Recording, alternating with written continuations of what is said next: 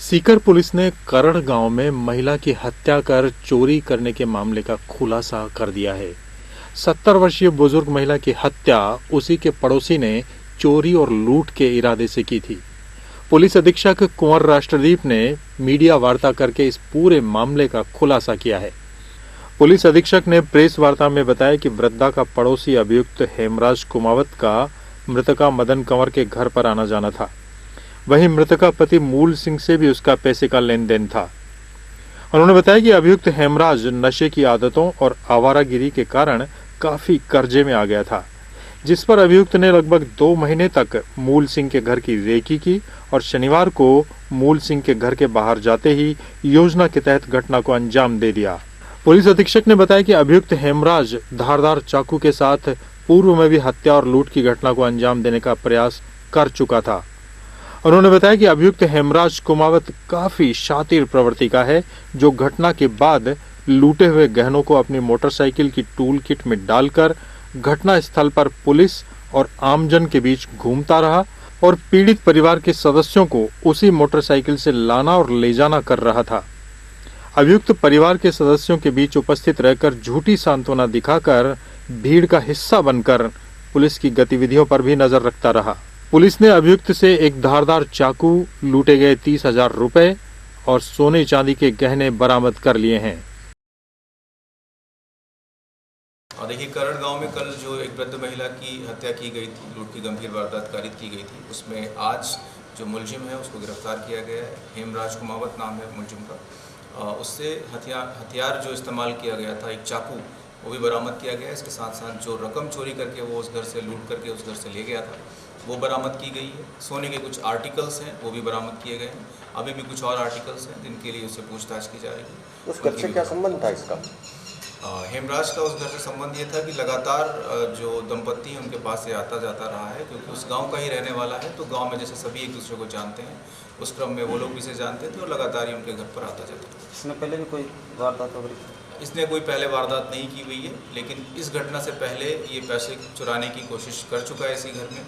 इसकी इच्छा थी कि मैं पैसे चुरा लूँ, किसी तरह से पैसे चुरा लूँ, क्योंकि बहुत सारे कर्ज उठपटांग के इस व्यक्ति के द्वारा लिए हुए हैं। चोरी के लिए गया था, फिर मर्डर के?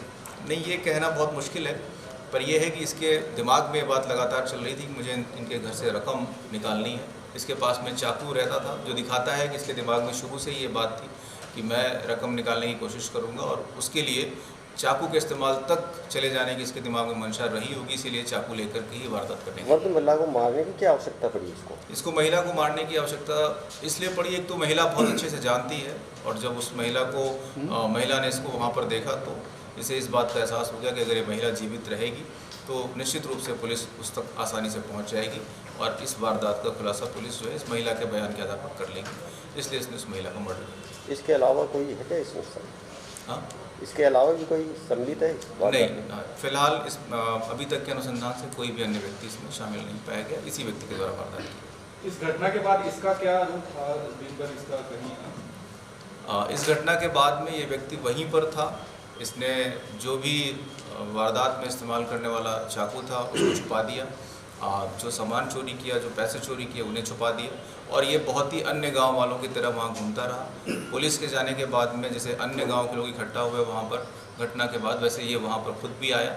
इसे पता था कि अगर मैं वहाँ नहीं आऊँगा तो सबसे पहला शक मुझ पर ही जाएगा, क्योंकि मैं रोज़ इनके घर अक्सर हर 2-4 दिन में इनके घर आता था। पुलिस का इस पर शक कैसे हो सकती? देखिए, पुलिस का शक सबसे पहले इस बात के लिए इस पर गया क्योंकि मृतका के पति का ये कहना था कि पिछले कुछ दिनों से रैनवाल जाने की बात वो सोच रहे थे, और इस बारे में हेमराज के साथ में उनकी चर्चा भी हुई थी। हेमराज खुद इंटरेस्टेड था कि उनके साथ वो रैनवाल जाएगा, पर कल जब वो रैनवाल गए तब हेमराज उनके साथ नहीं गया। तो सबसे पहला शक ये हुआ कि आखिर एक तो पहले वो व्यक्ति जाना क्यों चाहता था साथ में, और दूसरा जब वो गए तब वो साथ में क्यों नहीं गए। वहाँ से बातचीत शुरू हुई। जब ये आरोपी मौके पर ही मौजूद था, डॉग स्क्वाड की टीम क्यों इसको पहचान नहीं पाई? क्या डॉग स्क्वाड की टीम फेल हुई है इस मामले में? देखिए, आपकी जानकारी के लिए मैं बता दूं कि जब तक डॉग स्क्वाड आया था तब तक हम इस व्यक्ति को संदेह के आधार पर चौकी पर भिजवा चुके थे। डॉग ने बहुत ही अच्छा मूवमेंट जो शो किया था कल, वो इस व्यक्ति के मूवमेंट से बिल्कुल मैच करता है। इस व्यक्ति ने वारदात के बाद में जो ट्रैक लिया था उस पूरे ट्रैक पर ही डॉग गया था। डॉग चौकी तक नहीं जा सकता था क्योंकि पुलिस की गाड़ी उसे लेकर के चौकी पर गई। हत्या में इस्तेमाल किया गया जो हथियार है वो बरामद किया जा चुका है। बाकी जो चुराए गए सामान और हाँ, अधिकतर आर्टिकल जो है वो बरामद कर लिए गए हैं। जो सोने का सामान और जो पैसे इस व्यक्ति के द्वारा लूटे गए थे वो बरामद किए जा चुके इसने सर सामान कहाँ छुपा दिया था? हैं। इसने अपने बाइक के टूल किट में गोल्डन आइटम्स रखे हुए थे। बाकी जो सामान अन्य पैसे वगैरह थे वो अपने पास रखे घर पर।